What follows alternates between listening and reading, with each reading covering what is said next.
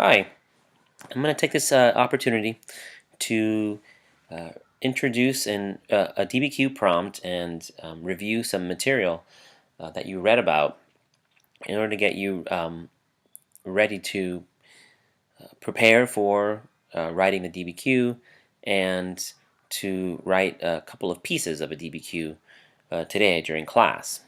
The DBQ prompt will focus on the Great Migration of African Americans in the 19 teens and 1920s. And the prompt, it reads as follows. It goes, analyze major changes and continuities in the social and economic experiences of African Americans who migrated from the rural South to urban areas in the North in the period between 1910 and 1930. So you'll be looking at what changed and what stayed the same in the social and economic lives of black folks who moved to the North during this time period. Now, in order to quickly review this history, I'll use some paintings from a famous series by a black artist named Jacob Lawrence, who has a whole series on the Great Migration. The paintings you'll see included captions, which I've typed up word for word in the slide whenever appropriate. So anyway, to begin with, as Jacob Lawrence writes, during the World War One, began a great migration north by African Americans. Here's a map of the Great Migration. Notice how all roads kind of lead out of the South, most of them to the Northeast and the Midwest. Between 1916, right in the middle of World War One, right when World War One kind of gets started, the U.S. is not quite in it, but it certainly begins to prepare for it, and through the 1920s as well. Now, it's important to note that this was a part of a larger trend that continues into the 40s and 50s after World War II. But we're looking at what you might call the first Great Migration of African Americans in the 1910s and 1920s right here, which, as you can see, is actually smaller than the second Great Migration that happens during and after World War II. But what you can see here is that there is a huge change in these couple of decades in the percentage of African Americans living in the American South, whereas before the blacks were a predominantly Southern population. By the time 1930 comes around and the Great Depression, African Americans are still overwhelmingly living in the South, but a huge number of them have moved to the North. That will continue down into the 50s and 60s. Now, what you'll notice here is that African Americans moved predominantly to urban areas in the North and the Midwest, and in some cases in the far West, like San Francisco and Los Angeles. But you'll notice the African American population, exploding in these cities during this time period. Chicago and New York being some of the biggest increases in the black population. Jacob Lawrence focuses on Chicago, which he calls the gateway to the West. Oops. And he also talks a little bit about why African Americans began to migrate to the North.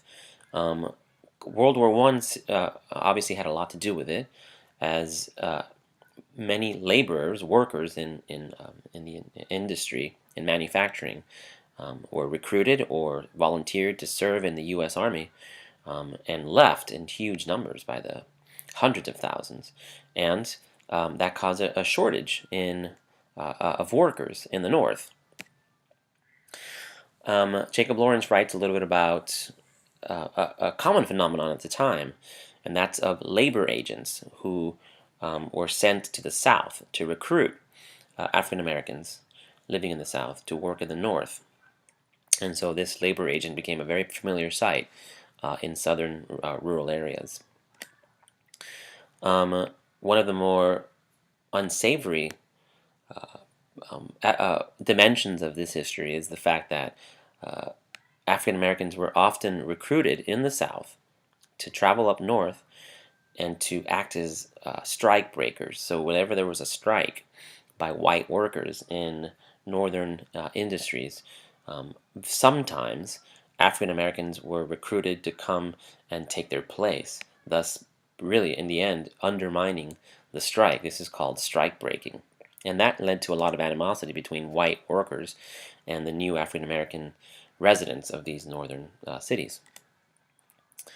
And so, like I mentioned, African Americans leave the South in huge numbers, where they are predominantly farmers, and move to the North, where they become predominantly industrial laborers.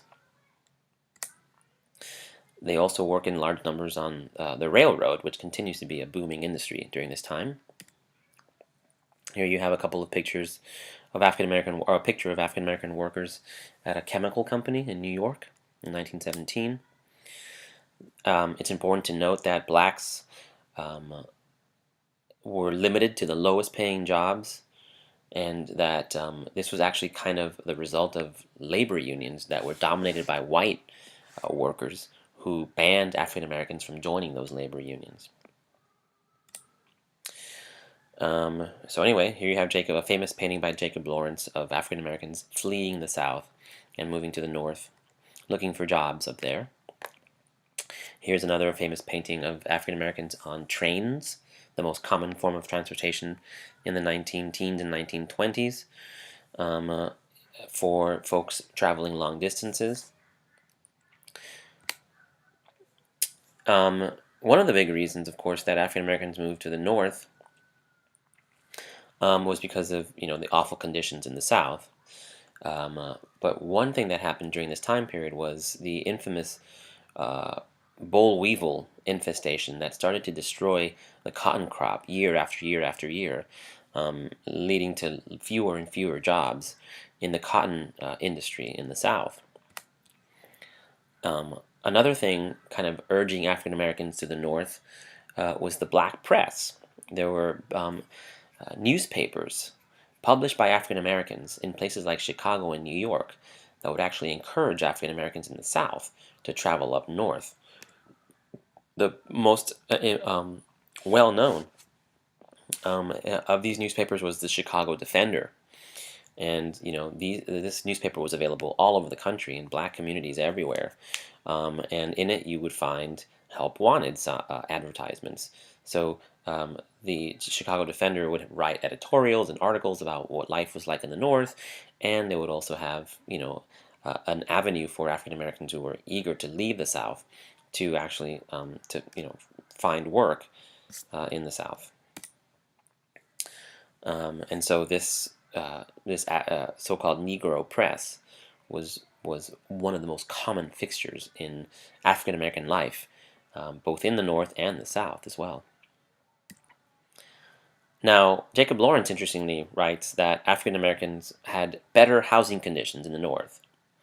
This may be true to some extent, given their predominantly poor conditions in rural areas in the South.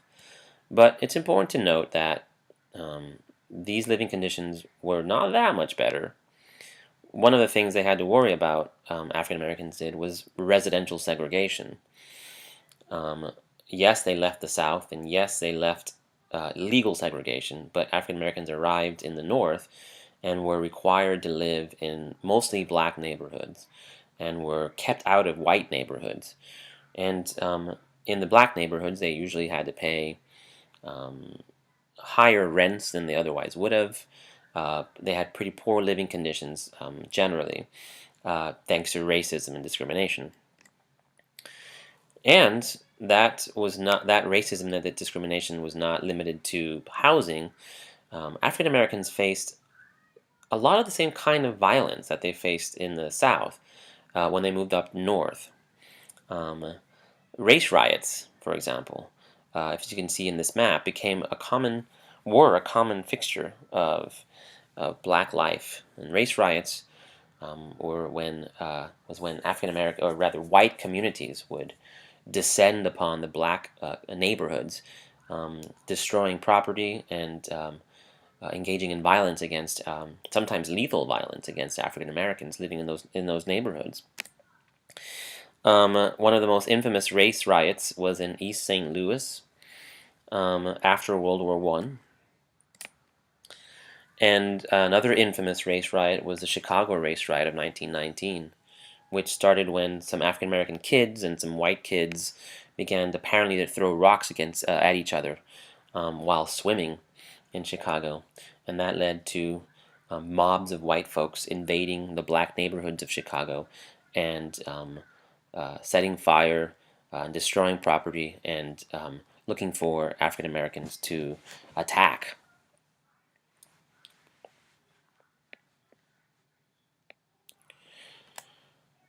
But now, on the bright side, as you read, the African American Great Migration during this time period did lead to a kind of renaissance of black culture in places where African Americans were now free to express that black culture, free of the limitations of the Jim Crow South. And nothing is more emblematic of this celebration of black culture than the Harlem Renaissance in New York City in the 1920s, predominantly. This was an era in the Harlem, of course, was a black neighborhood, which grew enormously during this time period. And black business people and entrepreneurs began to open up um, cultural venues to showcase black cultural forms. Places like the Cotton Club, a jazz club in Harlem, became famous places where the black inspired form of jazz and blues came to be showcased. People like Duke Ellington and Bessie Smith became household names as this kind of music became very popular, not just among African Americans, but also among white folks throughout the country. So black musicians became more and more well known during this time, but also so did black writers like Langston Hughes and Zora Neale Hurston, celebrating and also writing about the good and the bad of the black experience. And then there was, of course, Marcus Garvey, who kind of represents the radical side of black cultural celebration. Marcus Garvey was what you might call a black nationalist who believed that African Americans had to create their own institutions separate from white institutions in order to improve themselves and their lot. Um, and Marcus Garvey and his Universal Negro Improvement Association kind of believed in this idea that Africans everywhere, or persons of African descent everywhere, had to band together, not just in Africa, but also across all of the black diaspora, all the places where African Americans or African persons of African descent were living around the world, and that included in the United States.